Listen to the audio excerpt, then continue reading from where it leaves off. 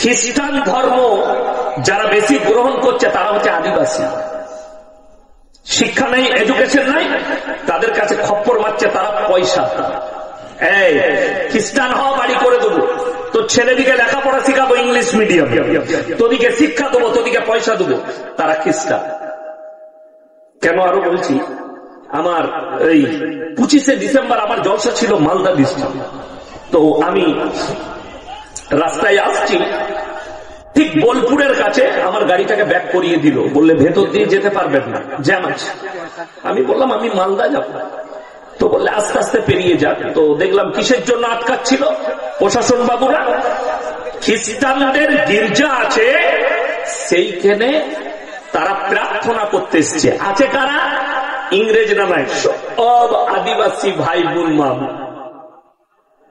তারা তো আর ইংরেজ লয়, তারা খ্রিস্টান লয় জন্মগত, তারা আদিবাসী। তাদেরকে কনভার্ট করা হয়েছে কিসের দ্বারা? পয়সার দ্বারা, টাকার দ্বারা কনভার্ট। শিক্ষা নাই।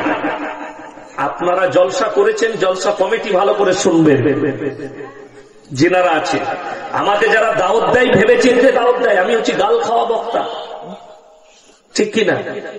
কিন্তু আমি কারো পরোয়া করি না।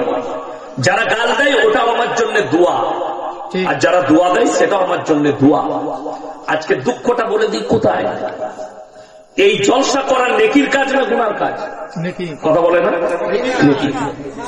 আচ্ছা, জিনা করা নেকির কাজ না পাপ কাজ? পাপ। কোথায় আছে? কোরআন। এই কোরআন নামানো আছে সামনে, ওয়ালা তাকরাবুজ জিনা ইন্নাহু কানা ফাহিশা ওয়া সাআ সাবিলা। ব্যভিচার করা তো দূরের কথা, যে রাস্তায় ব্যভিচার হয় সে রাস্তার ধারে পাশে যাতায়াত করো। আমি মাঝে মাঝে পুরুলিয়া ডিস্ট্রিক্টে জলসা করতে যাই। এই বছর একটাও দাওয়াত নেই, তার অনেকগুলো কারণ আছে। রাত 12টায় জলসা স্টার্ট হয়, বাকি গজল চলে 12টা পর্যন্ত। ওই জন্য বন্ধ করে দিয়েছি, যে দাওয়াত নেই দেন। ওই কাছের লোক ফোন করলে একটা দুটো নেই। তো আসানসোল থেকে আমার বাড়ি থেকে যেতে গেলে আসানসোলের ওপর দিয়ে যেতে হয়, ডিসেলভার ব্রিজ পার করে, দামোদরের ব্রিজ পার করে যেতে হয়। তো এই আসানসোলের ভেতরে একটা জায়গার নাম হচ্ছে নিয়ামতপুর, চিনেন? ওইখানে একটা পাড়া আছে লছিপুর নাম, নিয়ামতপুরের আগে, যেখানে দেহ ব্যবসার আড্ডাখানা বিরাট বড়। পশ্চিমবাংলায় 2য় নম্বর, কলকাতা সোনাগাছির পরে 2য় নম্বর ওইটা। এই জায়গাটাকে মাত্র 2 কিলোমিটারের জন্য আমি কতটা রাস্তা কভার করি জানি? 25 কিলোমিটার রাউন্ড মারি হাই রোডে, তারপরে গিয়ে আমি ডিসেলগড় ব্রিজে ঢুকি। ওই জায়গাটা যেন আমার চোখে না পড়ে। আর বড় কষ্ট লাগছে, এটা মাদ্রাসার জলসা। আমি চ্যালেঞ্জ ছুড়ে বলে যাচ্ছি, আপনারা বিনা পয়সায় সব লোককে খানা খাওয়াচ্ছেন তো? হ্যাঁ, সব ফ্রি খানাটা খাওয়াচ্ছেন? আমি ওইটা বলি না। আজকে জলসা থেকে মাংস ভাত ফ্রি। কি খাওয়ালেন? কি? ছেঁচড়া, ওতে মাংস দিয়ে দিয়েছি। আমার মাদ্রাসায় 130 টাকা কিলো ওয়াগা রয়েল চাল, 40টা গরু জবাই হয়, 25 থেকে 30 হাজার শ্রোতা খানা খায়। একটা যদি দোকান দেখাতে পারেন, চায়ের দোকান 4টা থাকে, তাছাড়া একটা মনোহারীর দোকান আর রাস্তায় একটা মেয়ে দেখালে আমি আমার মাদ্রাসা থেকে জুতোর মালা পরে এখানে ইস্তেগফার করতে আসি। দেহ ব্যবসার আড্ডাখানা বসিয়েছেন এই মেলাটা। আমি রাস্তায় আসছি, আমার গায়ে ধাক্কা মারছে মেয়ে। ওই মেয়েটাকে হিন্দু, আপনার ঘরের বিটি, আমার ঘরের বিটি, আপনার জানা আছে? তার শরীরটা আমার গায়ে লাগলে অনেকজন বলবে আপনারা তো মৌলবি মানুষ, হুজুর মানুষ, আপনার নিয়ত খারাপ হবে কেন? বুকা, আমি তো অনেক দূরের কথা। কোরআন এটা সূরা ইউসুফ, জুলাইখা যখন নিজেকে বেবস্ত্র করে দাঁড় করিয়ে দিল ইউসুফ নবীর সামনে, কোরআনে আছে ওয়ালাকাদ হাম্মাত বি ওয়া হাম্মা বিহা লাউলা আররা বুরহান রাব্বি। কিছুক্ষণের জন্য শয়তান ধোঁকা দিয়েছিল, আমার আল্লাহ আমাকে হেফাজত করেছে। আমাকে আল্লাহ হেফাজত করবেন, আমাকে নিজে হেফাজত হতে হবে। তিনি নবী নিসবাত, ইয়াসিনের কিন্তু পাপ আছে। বড় কষ্ট লাগে।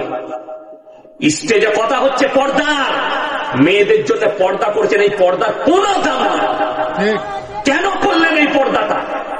রাস্তায় মেয়েদিকে তুলে দিয়ে জলসার স্টেজে পর্দা দেখাচ্ছেন লোককে, বক্তা দিকে।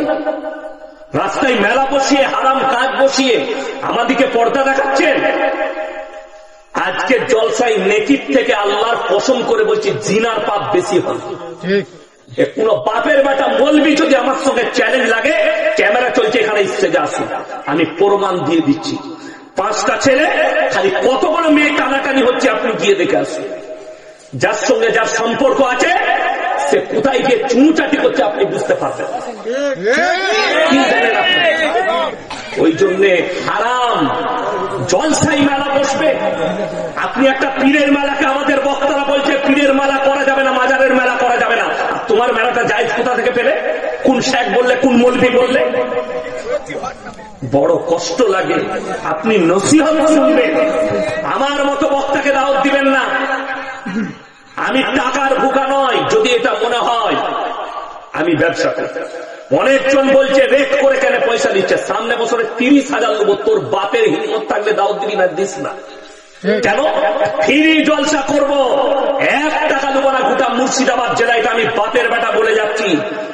খালি মাদ্রাসা শিক্ষকদের 15,000 বেতন কর, আর মৌলবীদের 15,000, ইমামদের বেতন কর। কত বড় বাপের বেটা দেখি, বেতন দেয় না।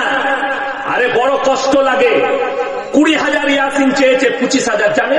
আমাকে ফোন করেছে, আমার বাংলাদেশ যাওয়া আমি ক্যান্সেল করেছি কোন বিধিনিষেধের কারণে। তো আমার 23 তারিখ খালি ছিল, 23শে জানুয়ারি। কোচবিহার থেকে ফোন করলো, আমি বললাম 50,000 টাকা লাগবে। বলে ডেটটা লিখুন, টাকা ভরছি। তাদেরকে যদি তাদের ইমাম মেম্বারে দাঁড়িয়ে বলে আমি 10 বছর আছি, 6,000 বেতন। দাদা ভাইরা আল্লাহ ওয়ালার আমার 1,000 টাকা বেতন বাড়িয়ে দেন, হারাম কররা বেতন বাড়াবেন। 20,000 দিয়ে বক্তা আনা সহজ। ইয়াসিনকে পছন্দ হলো। মাদ্রাসার একটা শিক্ষক যদি বলে হুজুর সেক্রেটারি সাহেব আমার 6,000 বেতনে আর সংসার চলছে না, ওটা 7 করলে ভালো হতো, তুমি ঘর চলে যাও, অন্য মাংস দেখে নাও। ঠিক কিনা? কষ্ট লাগে, আছে দুঃখ লাগে। ইয়াসিন 20,000 চেয়েছে, যুবকরা পছন্দ করে, আমাদের পছন্দ। 20,000 টাকা অ্যাকাউন্টে ভরে দিয়ে ডেকে দিবে। আল্লাহর কাছে হিসেব দিতে পারবেন না। যারা 1 লাখ 2 লাখ টাকা দিয়ে খরচ করে জলসা করছে আর ইমামকে 10,000 বেতন দেয় না, তাদের জলসায় কোনো ফায়দা নেই, কোনো লাভ হবে না জলসা দিয়ে। আল্লাহর কাছে হিসেব দিতে পারবেন না। জলসা করা হয় বক্তা দিকে 1 লাখ 2 লাখ টাকা বক্তাদের পেছনে। হাওড়া হুগলিতে চলো 30,000 40,000 করে বক্তাকে টাকা দিচ্ছে। বাংলাদেশ থেকে নিয়ে আসছে 70,000-এর বক্তা, অথচ একটা আলেমকে, একটা ইমামকে বেতন দিতে